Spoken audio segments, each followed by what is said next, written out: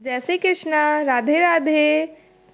आप सभी को दिवाली की हार्दिक शुभकामनाएं। जैसा कि आप सभी जानते हैं कि हमारी राधा रानी कितनी करुणामयी है, तो उन्हीं करुणामयी कहानियों में से आज एक और कहानी लेकर के हम आपके साथ जुड़ रहे हैं। तो चलिए शुरू करते हैं।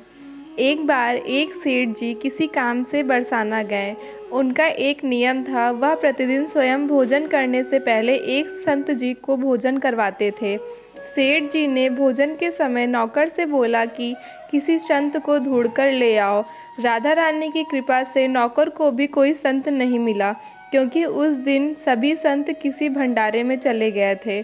नौकर को राधा रानी के मंदिर के बाहर एक पागल व्यक्ति मिला।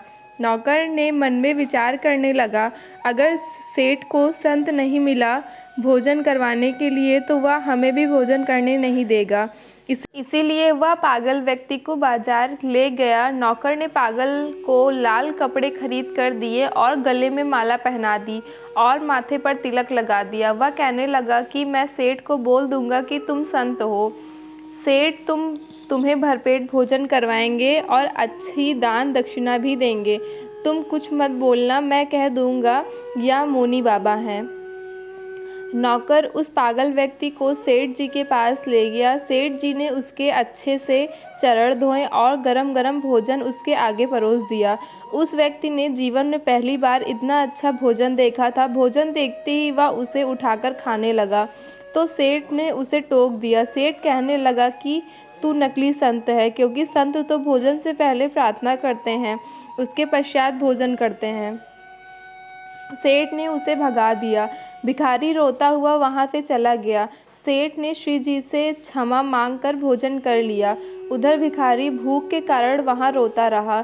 रात को सेठ जी को राधा रानी ने दर्शन दिए। वह कहने लगी कि तू वैसे तो बड़ा दानवीर बना फिरता है, लेकिन तूने उस भिखारी को भूखा ही भेज दिया।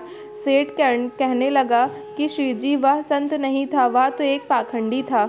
रानी मुस्कुराते हुए बोली कि मैं उसे कई सालों से खाना खिला रही हूँ, आज तक वह भूखा नहीं सोया। मैंने कभी नहीं सोचा कि वह पाखंडी है। जहाँ फिर संत, तुम्हें एक समय का भोजन क्या करवाना पड़ा, तुम उसका सत्वत ढूंढने लगे, जबकि मैं तो उसे बिना किसी भेदभाव के वर्षों से भोजन करवा रही हूँ। तो इस प्रकार सेठ को अपनी गलती का एहसास हुआ और उसने भिखारी को बुला करके उसे क्षमा मांग करके उसे भरपेट भोजन कराया। तो ये थी हमारी राधा रानी की एक और करुणामयी कहानी। अगर आपको ये कहानी पसंद आई हो तो प्लीज़ हमारे चैनल कान्हूज़ वर्ल्ड को लाइक, शेयर एंड सब्सक्राइब करें। जय श्री कृष्णा। राधे राधे।